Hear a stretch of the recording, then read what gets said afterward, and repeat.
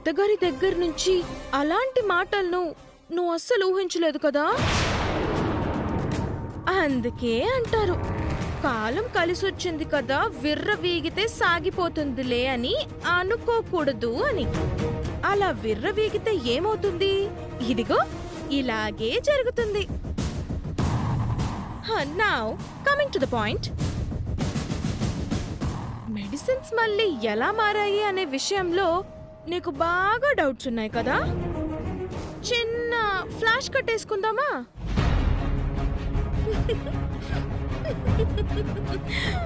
శ్రీకర్కి గతం గుర్తుకు రాకుండా విటమిన్ టాబ్లెట్స్ ఇస్తున్నానని నేను మా మమ్మీ డాడీలతో మాట్లాడడం నువ్వు చూసావని నేను చూసేశాను.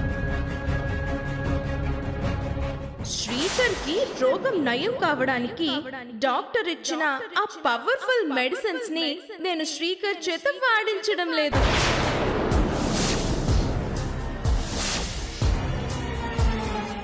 ఆ తర్వాత నువ్వు పూజ గదిలోని అమ్మవారి దగ్గరికి వెళ్ళి కుండలు బాదుకోవడం కూడా చూశాను.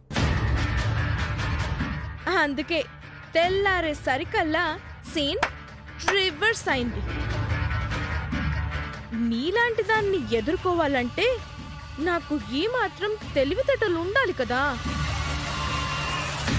6వ తారీఖు సమీపించేస్తుంది అవని. శ్రీకర్ గారిని వదులుకోవడానికి సిద్ధంగా ఉండు.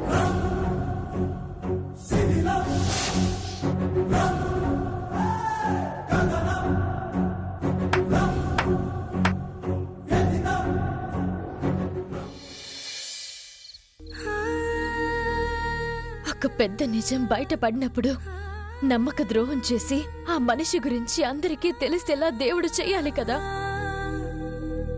ఆ మనిషి తిరిగి ఎదుటి వాళ్ళని దోషులుగా చిత్రీకరిస్తున్నప్పుడు ఎందుకు అడ్డుపడ్డం లేదు?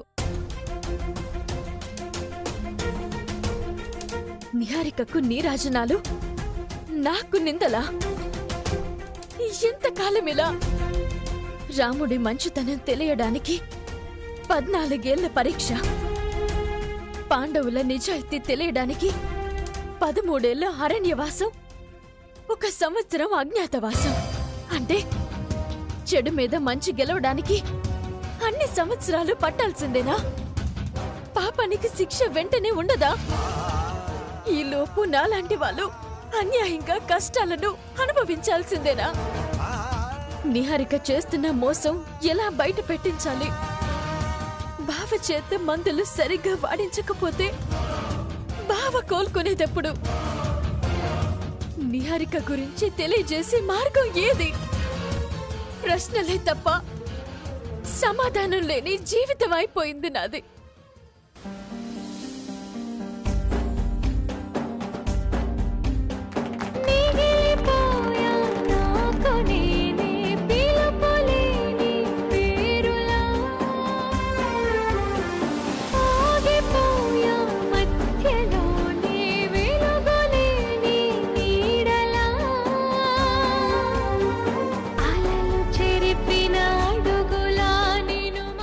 అవని ఎవరో కాదురా, మీ నాన్న చెల్లెలి కూతురు, మా మేనకోడలు. నీకు మరదలవుతుంది.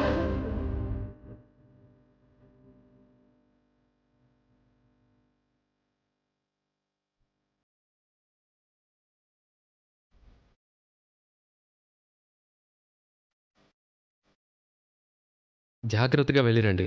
వెళ్ళిన పని పూర్తి చేసుకున్నా.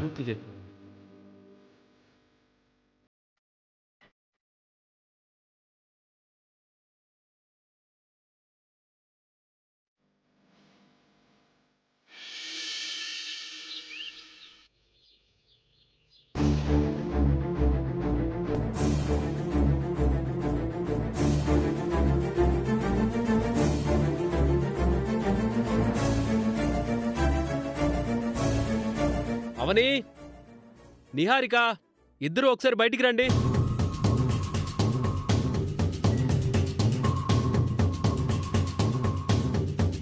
పాములాడించేవాడు పాములు పెట్టిన ముందు పెట్టుకుని కూర్చున్నట్టు చిన్న బామ్మర్దేంటి మందుల డబ్బా పెట్టుకుని కూర్చున్నాడు? బాగా తీవ్రంగా ఆలోచిస్తున్నాడు. నిన్న గొడవ జరగడానికి నిహారిక మీద నింద పడ్డానికి కారణం ఆ బాక్సే కాబట్టి ఇప్పుడు ఏదో బాంబు పేలబోతుందని అర్థం. పదండి.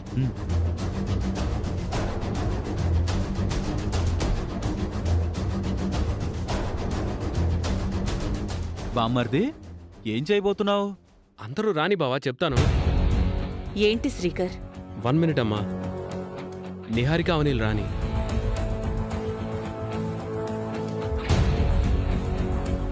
ఈ మీటింగ్ యొక్క సారాంశం ఏంటో తొందరగా చెప్పు బామ్మర్ది. దీని గురించే.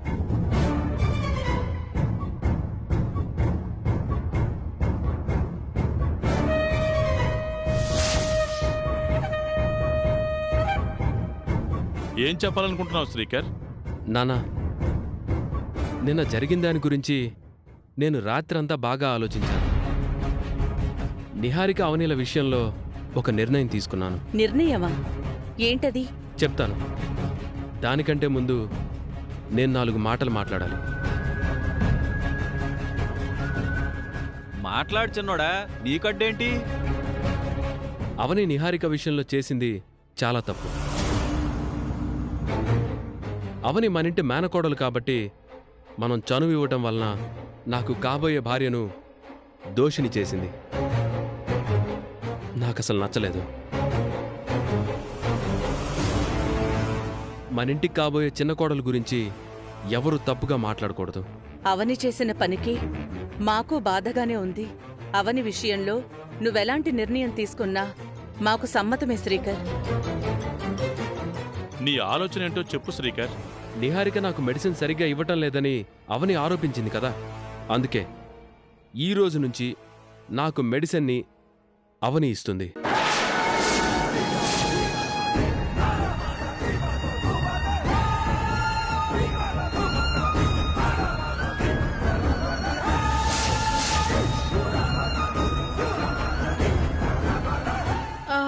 అవని ఎందుకు శ్రీకర్ గారు?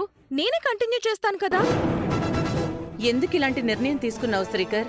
పాపం నిహారిక నాకు ఎంతో సేవ చేసినా చివరికి చెడ్డ పేరొచ్చింది కదమ్మా. ఆ సేవేదో అవనే చేసిందంటే అవనికి తెలుస్తుంది. శ్రీకర్ గారు, ఒక్కోసారి మంచి వాళ్ళకు కూడా చెడ్డ పేరు వస్తుంది. అలా అని నేను నా కాబోయే భర్తకు సేవ చేసుకోవడం మానేస్తానా? నిన్ను నిందించడం నాకు నచ్చలేదు నిహారిక. మాకు నచ్చలేదు. మీరేమంటారు వసంత? మాకు అస్సలు నచ్చలేదు. శ్రీకర్ చెప్పినట్టు ఈ రోజు నుంచి అవనియే మెడిసిన్ ఇవ్వడం మంచిది. మంచైనా చెడైనా ఆ అవనికే చెందుతుంది. నేనేమి అంత పంతానికి పోవడం లేదక్కా. నువ్వు పోకపోవచ్చు, కానీ నీకు జరిగిన అన్యాయానికి మేము చాలా బాధపడుతున్నాం. కావ్య, అర్థం చేసుకోండి. నువ్వింకేం మాట్లాడకు నిహారిక. అబ్బా, నేనవేం పట్టించుకోవట్లేదు అంటున్నాను కదా.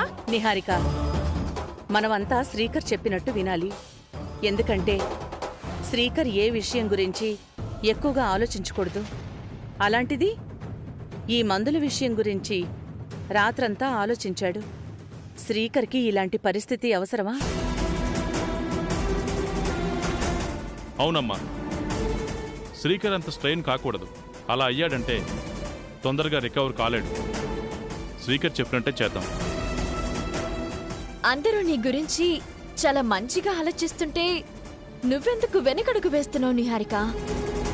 శ్రీకర్ గారి వెనుక 7 అడుగులు నడవాల్సిన దాన్ని సేవ చేసుకోవాలని నాకు ఉంటుంది. నిహారిక, నువ్వింకేం మాట్లాడకు. My decision is final. Avani, బావా, అయ్యిందేదో అయిపోయింది. Leave it. ఈ రోజు నుంచి నువ్వే నాకు మెడిసిన్ ఇవ్వాలి. సరే బావా. నిహారిక, నువ్వు చేయాల్సిన పనేంటంటే అవని నాకు మెడిసిన్ సరిగ్గా ఇస్తుందో లేదో అని చెక్ చేయాలి. సరేనా? సరే. నిహారిక, మెడిసిన్స్ ఎలా ఇవ్వాలో అవనికి చెప్పు. బావకి మెడిసిన్ ఎలా ఇవ్వాలో చెప్పు నిహారిక.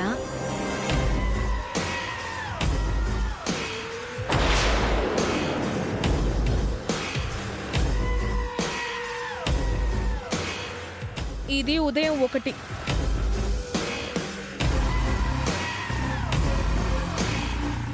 ఇవి మధ్యాహ్నం 2. ఇది రాత్రి పడుకునే ముందు 1. అవునా? సరే నిహారిక, నేను టాబ్లెట్స్ ఇచ్చే ప్రతిసారి నిన్ను పిలుస్తూ ఉంటాను. నువ్వొచ్చి చెక్ చేస్తూ ఉండు. లేదంటే రేపెప్పుడైనా నేను కూడా విటమిన్ టాబ్లెట్స్ ఇస్తున్నానని చెడ్డ పేరు రాగలదు. నీలాగా నేను తట్టుకోలేను. శ్రీకర్ మంచి నిర్ణయం తీసుకున్నాడు. ఇక ముందు ఏదైనా జరిగిపోయినా, శ్రీకర్కి తొందరగా జ్ఞాపక శక్తి రాకపోయినా అవనిదే తప్పవుతుంది. అలాగే అత్తయ్య, బాధ్యతను నాకు బావ అప్పగించాడు కదా, ఇక ముందు ఎలా ఉంటుందో చూడండి. నిహారిక, బావని తొందరగా మామూలు మనిషిని చేసుకుందాం. నాకు పేరొస్తే నీకు పేరొచ్చినట్టే. ఎంతైనా నువ్వు నా చెల్లెలివి కదా. అవని, ఈసారి డాక్టర్ గారు వచ్చే సమయానికి శ్రీకర్లో బెటర్మెంట్ కనిపించాలి. అది మాత్రం గుర్తుంచుకో. సరే మావయ్య. దీని గురించి అందరినీ పిలిచాను. ఇక వెళ్ళండి. కథలో మరో ట్విస్ట్ ఇది. రండి.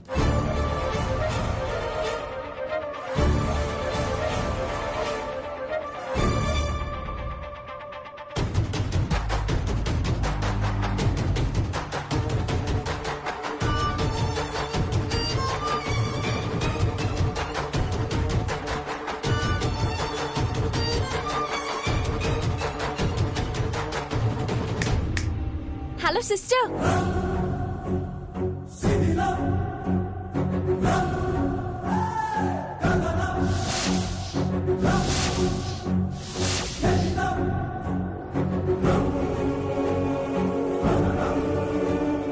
ఇలా రివర్స్ అయిపోతుందని నువ్వు అస్సలు ఎక్స్పెక్ట్ చేయలేదు కదూ? రాత్రికి రాత్రి ఇంత చేంజ్ వస్తుందని నేను అస్సలు అనుకోలేదు.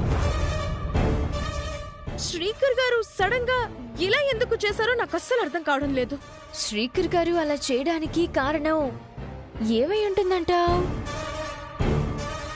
అదే అర్థం కావడం లేదని అంటున్నాను కదా. Any guess? శ్రీకర్ గారు, అదే నా బావగారు, మెడిసిన్ బాధ్యతను నాకు అప్పగించడానికి కారణం నేనే. ఎలా అని అనుకుంటున్నావా? ఒక చిన్న ఫ్లాష్ బ్యాక్ వేసుకుందామా?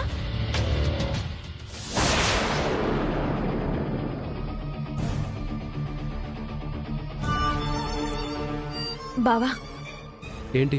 నువ్వు నిహారిక గురించి మంచిగా ఆలోచించి నన్ను తిట్టావు. నీకు కాబోయే భార్య నలుగురిలో మాట పడిందనే బాధతో నువ్వు నన్ను తిట్టడం రైటే. నేను కాదండం లేదు. కానీ నువ్వొక్క విషయం ఆలోచించాలి. ఏంటి? నీకు గతం గుర్తు రాకపోతే?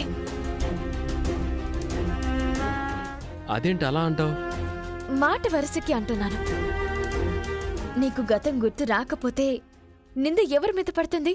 నిహారిక మీదే కదా. బాగా ఆలోచించు బావా. నేను చెప్పింది నిజమే అని అనిపించిందా? అనిపించింది. నేను మేనకోడల్ని. ఈ రోజు ఇంట్లో ఉంటాను, రేపు పోతాను. కాబోయే చిన్న కోడలైతే పర్మనెంట్ గా ఈ ఇంట్లోనే ఉండాలి కదా. అవును. అప్పుడు ఇంటికి వచ్చిపోయే బంధువులు గాని బయట జనం గాని ఏమంటారో తెలుసా? కాబోయే భర్తను మామూలు మనిషిని చేసుకోలేకపోయింది అని అంటారు. అందులో నిహారిక తప్పే ఉంటుంది. మెడిసిన్ ప్రభావం చూపించకపోతే నిహారిక ఏం చేస్తుంది? జనం మెడిసిన్ గురించి మాట్లాడుకోరు, మెడిసిన్ ఇచ్చే మనిషి గురించి మాట్లాడుకుంటారు. పాపం నిహారిక చాలా మంచిది. నిహారిక మీద ఎలాంటి నిందలు పడకూడదు. మరేం చేద్దాం? ఆ నిందేదో నేనే పడతాను. ఏమంటున్నావు? నేను చెప్పేది జాగ్రత్తగా విను.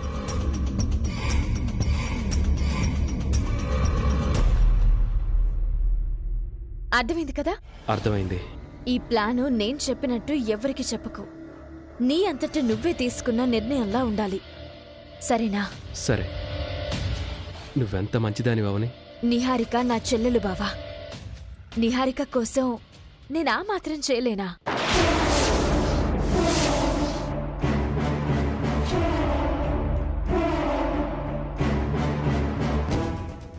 జరిగింది. ఎలా కొట్టాను దెబ్బ? మించిపోతున్నావు. నన్ను ముంచేసేలా ఉన్నావు. 6వ తారీఖులోపు బావని మామూలు మనిషిని చేస్తాను. 6వ తారీఖులోపు జరగకపోతే నీ కోసం వికాస్ రెడీగా ఉంటాడు. వాడి బొంద నీ బొంద, ఇద్దరి సంగతి తొందరలోనే తెలుస్తాను. ఏంటి నీ కాన్ఫిడెన్స్? పదే పదే చెప్పాలా? నీది జాతక బలమైతే నాది తాలి బలం. జాతకాలు కాస్త అటు ఇటు అవ్వచ్చేమో గాని తాలిబంధం ఓడిపోదు. నా 3 ముళ్ళ బంధం నీ చేత 3 చెరువుల నీళ్లు తాగిస్తుంది చూడు. Bye sister.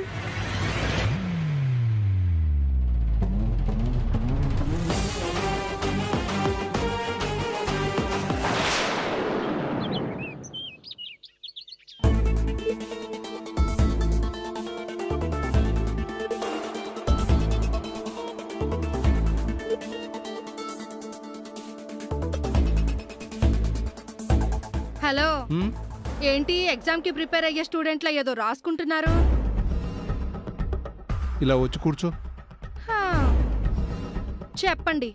వికాస్ అవనీల పెళ్లి అనే కేసు పూర్వాపరాలు పరిశీలించిన పిమ్మట ఏంటి ఈ జడ్జి గారి భాష? ముందు నువ్వు విను. చెప్పండి. నాకెందుకో అవనితో వికాస్ పెళ్లి అవుతుందనే నమ్మకం నాకు తగ్గిపోతుంది.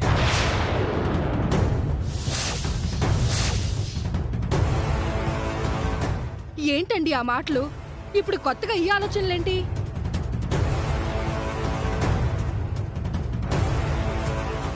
ఇందులో 3 పాయింట్లు రాశాను. ఒకసారి బయటికి చదువు. పాయింట్ నెంబర్ 1, ఉంగరాల మార్పిడి. పాయింట్ నెంబర్ 2, పల్లెటూరులో ముహూర్తాలు. పాయింట్ నెంబర్ 3, అవని వికాస్కి దేవుడు తాడు కట్టకపోవటం. ఇప్పుడు గతాన్నంతా బావిలో బకెటేసి తోడినట్టు ఎందుకు తోడుకుంటున్నారు?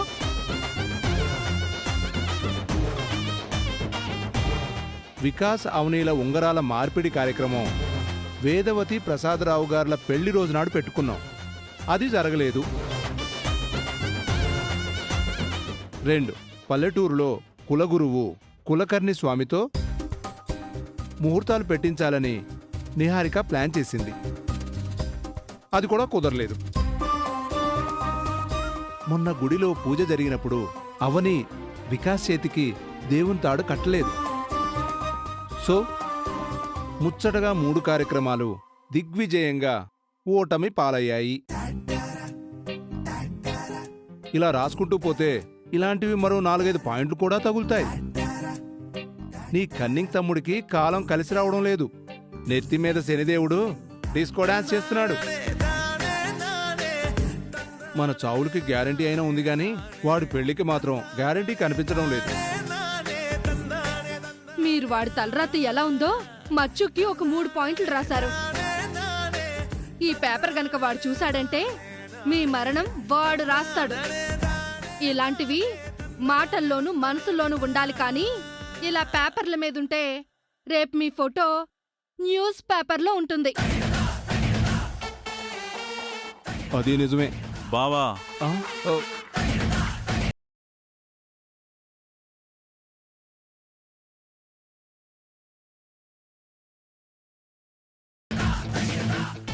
ఏం రాస్తున్నారు? అబ్బే ఏం లేదు.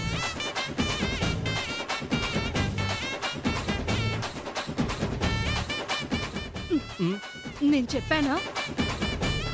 నీ నోరు ఎంత పవర్ఫుల్గా పనిచేస్తుందని నేను మాత్రం అనుకున్నాను.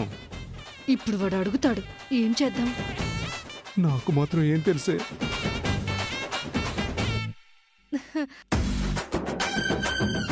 ఏం రాస్తున్నారు? ఆ పేపర్లో ఏం రాసావు బావా? అబ్బే అది అక్కకి లవ్ లెటర్ రాసావా? ఈ వయసులో ఈ మూడ్లో అదొక్కటే తక్కువ. మరేం రాసావో నాకు చూపించు.